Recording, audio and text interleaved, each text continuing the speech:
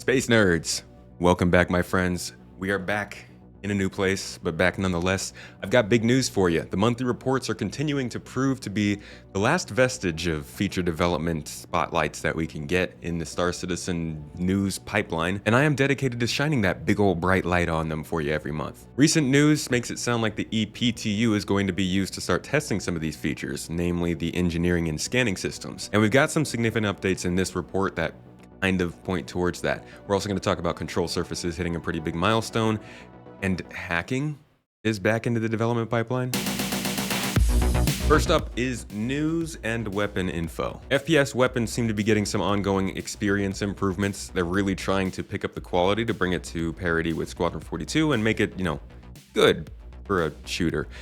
Star Citizen is part shooter, part spaceship fly around stuff, part tractor beam thing, but the FPS experience has always kind of struggled a little bit. They've been bringing in some new weapons, the UI is getting a little bit better, but we do definitely need some good polish on top of it, and they seem pretty dedicated to that this year. Beyond that, work on hacking continued, they say, making it sound like it was showing up in monthly reports before, which it wasn't. What they do have to say though is they have created abilities which are now disabled when they're not applicable in a certain situation to better explain the hacking gameplay that's available to you in said situation. The hacking terminal will now also support color-coded terminal output for better clarity. This falls in line with the hacking concept that we heard about years ago, where you would essentially be injecting text, pre-made text, into a terminal, command terminal, on whatever device you're using. The idea of hacking in this game being, you're just tricking the computer into thinking that you're like a maintenance person or something. And this could be a computer in a security system, and an outpost, and a spaceship, life support, all kinds of things that they want to tie into this. I mean, your crime stat already gets hacked away just in a really basic form. And so with this, we have these abilities they're talking about, which sound like basically you can just pick certain actions to take while you're hacking, say,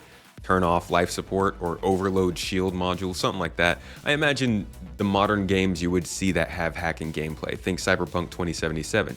You can see what your device as well as the thing you're targeting would allow you to do and whether you have the ability to do it. Next up in weapons, we got recoil changes going over to weapons and turrets. We've seen a little bit of this already. You can see it in, I think, the Polaris turret, but it's really been an ongoing experiment to try and make the cockpit and turret experience more immersive. Expect a lot more of this over the next year or so. And then on the FPS side, radar and scanning, something we might see in the EPTU soon, and oh my gosh, this will be great because you can't find stuff when you're on foot. You can't even identify a body. So the things that they've been changing for this update have actually been the ability to find a body, or rather not find a body. They're updating the functionality so that dead bodies won't show up on your scanning interface quite like live bodies will, because you don't care as much about dead Pete over there when live Bob is shooting you. Let's move on to vehicles and engineering. First up, the Atlas ICTY. This is the combat mech suit that people have been waiting for. No, I'm sorry, that's the Titan suit. We still don't have that yet. But this is the Temu Titan suit, I guess. And it actually is being updated with the functionality to use any weapons that fit on the mech suit. So we're talking any size 0 weapons, I think.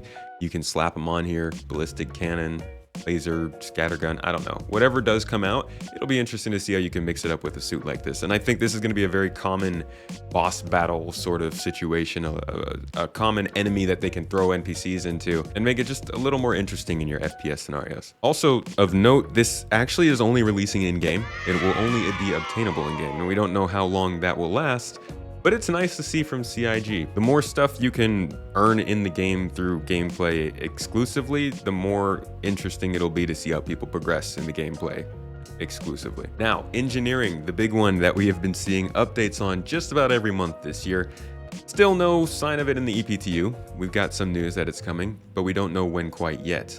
They are splitting the whole gameplay segment up into tasks though. This is something that we've seen done when they kind of talk about a full-on feature and all the mechanics involved, and then when we get it, it's chunks of that mechanic. I wouldn't call it T0. I do think that engineering on its own is already going to come into the game pretty advanced. We've seen T0 from these fuse repair missions at outposts and some of the more power management stuff we're doing right now. This will be a more significant implementation of power distribution and diagnostics. Recently on Space Tomato 2, second channel, where we go over a lot more detailed stuff on a daily basis, we went over engineering pretty deeply and talked about how this will also include permissions on a person-by-person basis on your ship, so who can access what doors or what components.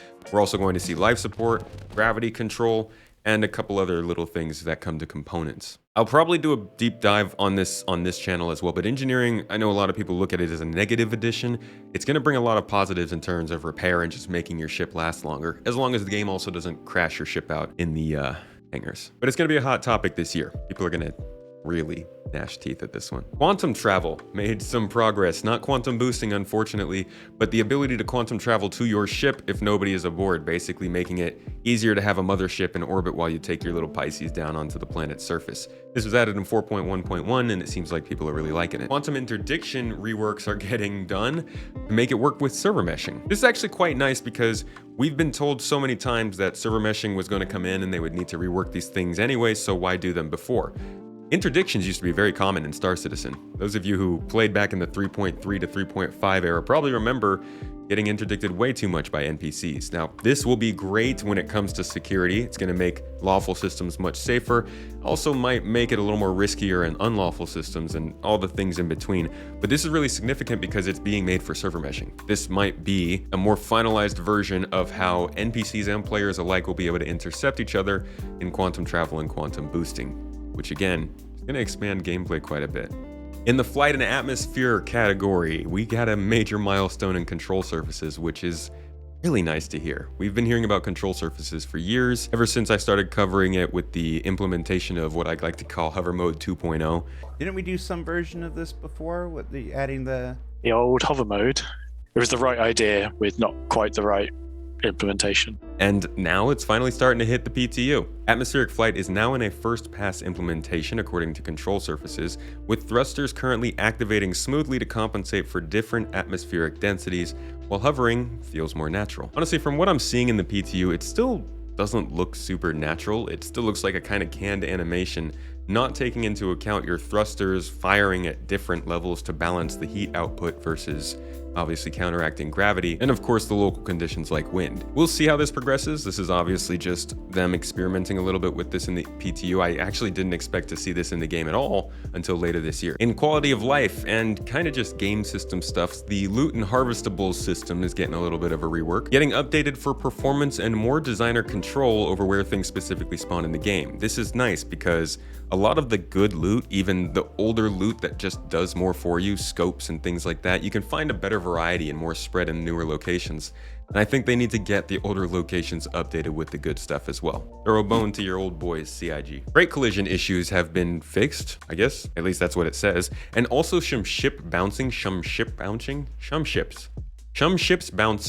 in some ships have vehicles that bounce inside of their cargo bays, and this has always caused problems for people trying to squeeze vehicles into the tightest spots they can fit. Sounds like that's kind of getting changed and updated in 4.2. We're also seeing the ability to spawn multiple vehicles coming into the game. I don't know when that's going to hit, but should be soon. And with the Atlas also now spawning in the freight elevator, it seems like they are making some moves to make things more easy for us spawning ships and vehicles. Still no ability to spawn the rest of the vehicles on the freight elevator, but it sounds like we're getting closer. Finally, with systems, an in-game warning for distortion damage has been added, and this is important. I have seen what distortion weapons can do to large ships, and the more people out there flying their Idrises everywhere they possibly can, the more targets there are going to be when this starts to catch on. Distortion damage is an early sign of E-War, and E-War I think is going to be a big part of this game in controlling areas when you don't necessarily have the power. Engineering is going to make this a lot more serious, and also the implementation of armor is going to make E-War something more that we should depend on when coming up against big ships like an Idris or Polaris. So this is a good sign. They're focusing a little bit more on this. A distortion warning is good because we also obviously are getting distortion in natural places due to weather and radiation and pyro and all that stuff. But overall, these sort of status updates are going to be great on both the personal and the ship side,